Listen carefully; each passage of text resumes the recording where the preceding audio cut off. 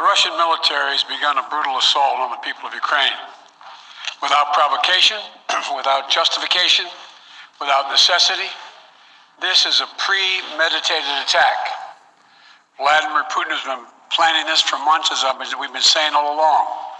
He moved more than 175,000 troops, military equipment, and positions along the Ukrainian border.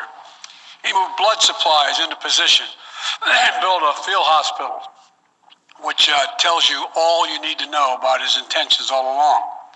He rejected every good faith effort the United States and our allies and partners made to address our mutual security concerns through dialogue to avoid needless conflict and avert human suffering.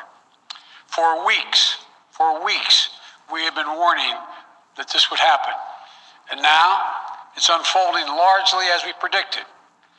In the past week, we've seen shelling increase in the Donbass, a region in eastern Ukraine controlled by Russian-backed separatists.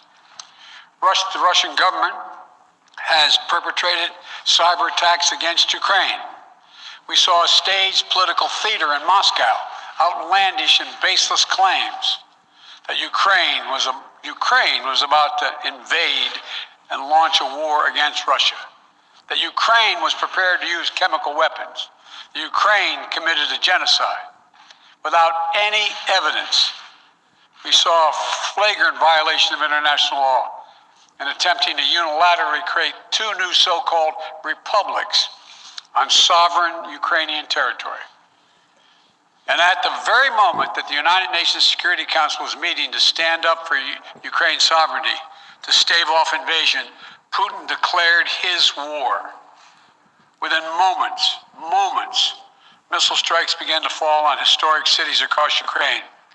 Then came the air raids, followed by tanks and troops rolling in. We've been transparent with the world.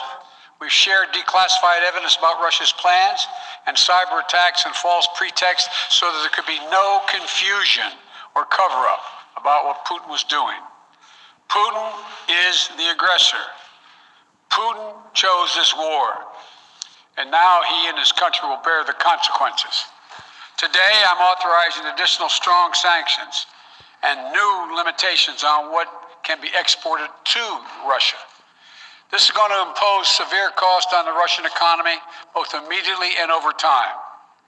We have purposely designed these sanctions to maximize the long-term impact on Russia and to minimize the impact on the United States and our allies. I want to be clear, the United States is not doing this alone. For months, we've been building a coalition of partners representing well more than half the global economy. 27 members of the European Union, including France, Germany, Italy, as well as the United Kingdom, Canada, Japan, Australia, New Zealand, and many others, to amplify the joint impact of our response. I just spoke with the G7 leaders this morning, and we're in full and total agreement. We will limit Russia's ability to do business in dollars, euros, pounds, and yen to be part of the global economy. We'll limit their ability to do that. We're going to stunt the ability to finance and grow the Russian military. We're going to impose and we're going to impair their ability to compete in high-tech 21st century economy. We've already seen the impact of our actions on Russia's currency and the ruble, which early today hit its weakest level ever in history. The Russian stock market plunged today.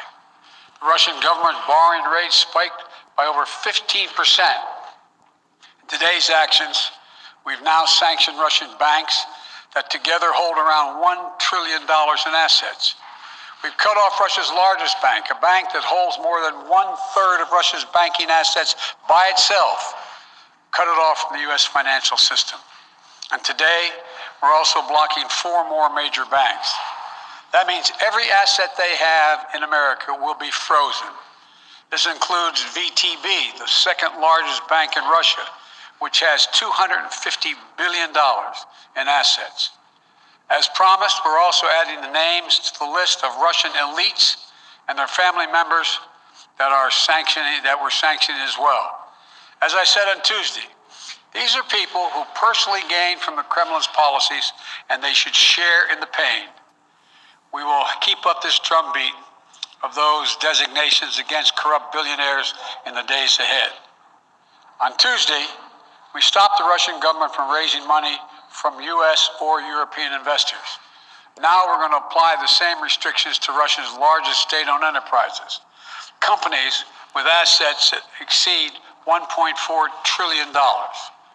Some of the most powerful impacts of our actions will come over time as we squeeze Russia's access to finances and technology for strategic sectors of its economy and degrade its industrial capacity for years to come.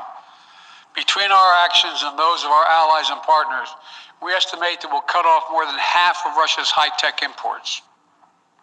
It'll strike a blow to their ability to continue to modernize their military. It'll degrade their aerospace industry, including their space program. It'll hurt their ability to build ships, reducing their ability to compete economically. And it will be a major hit to Putin's long-term strategic ambitions. And we're preparing to do more. In addition to the economic penalties we're imposing, we're also taking steps to defend our NATO allies, particularly in the East. Tomorrow, NATO will convene a summit. We'll be there to bring together the leaders of 30 allied nations and close partners to affirm our solidarity and to map out the next steps we will take to further strengthen all aspects of our NATO alliance. Although we provided over $650 million in defensive assistance to Ukraine just this last year, let me say it again. Our forces are not and will not be engaged in the conflict with Russia in Ukraine. Our forces are not going to Europe to fight in Ukraine, but to defend our NATO allies and reassure those allies in the East. As I made crystal clear, the United States will defend every inch of NATO territory with the full force of American power. And the good news is, NATO is more united and more determined than ever. There is no doubt that the United States and every NATO ally will meet our Article 5 commitments, which says that an attack on one is an attack on all. Over the past few weeks, I ordered thousands of additional forces to Germany and Poland as part of our commitment to NATO. On Tuesday, in response to Russia's aggressive action, including its troop presence in Belarus and the Black Sea, I've authorized the deployment of ground and air forces already stationed in Europe to NATO's eastern flank allies, Estonia, Latvia, Lithuania, Poland, and Romania. Our allies have also been stepping up, adding the other allies, the rest of NATO, adding their own forces and capabilities to ensure collective defense. And today, within hours of Russia's unleashing its assault, NATO came together and authorized and activated an activation of response plans. This will enable NATO's high readiness forces to deploy and when and where they are needed to protect our NATO allies on the eastern boundaries of Europe. And now I'm authorizing additional U.S. force capabilities to deploy to Germany as part of NATO's response, including some of the U.S.-based forces that the Department of Defense placed on standby weeks ago. I've also spoken with Defense Secretary Austin and Chairman of the Joint Chiefs, General Milley, about preparations for additional moves should they become necessary to protect our NATO allies and support the greatest military alliance in the history of the world, NATO. As we respond, my administration is using every tool at its disposal to protect American families and businesses from rising prices at the gas pump. You know, we're taking active steps to bring down the cost, and American oil and gas companies should not exploit this moment to hike their prices to raise profits. You know, in our sanctions package, we specifically designed to allow energy payments to continue. We are closely monitoring energy supplies for any disruption. We've been coordinating with major oil producing and consuming countries toward our common interest to secure global energy supplies. Yeah, blah, blah, blah. Well, I just wanted to show you this and show you that article, the articles put out by the Rosicrucian Order. Made me think of that when it seems like, I don't know if this is just some more Cold War bullshit, but seems like they're really wanting to start this World War III.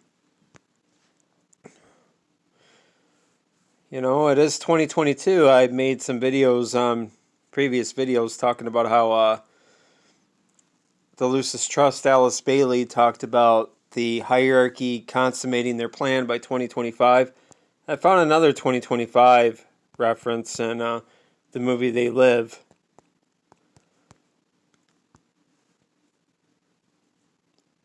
Power Elite scene, this one.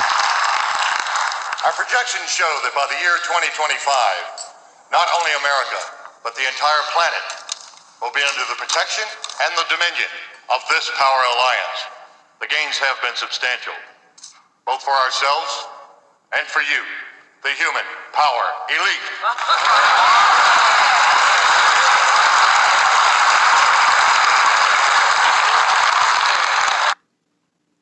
So yeah, don't know where. I would say it's probably about time to forget wasting so much time here on the internet and begin to start preparing for potentially the worst. I don't know 100%, but better safe than sorry. Well, that was what I wanted to show you. And also that 2025 East thing in the movie They Live. So I guess we'll have no choice but to see how shit turns out. Have a good night.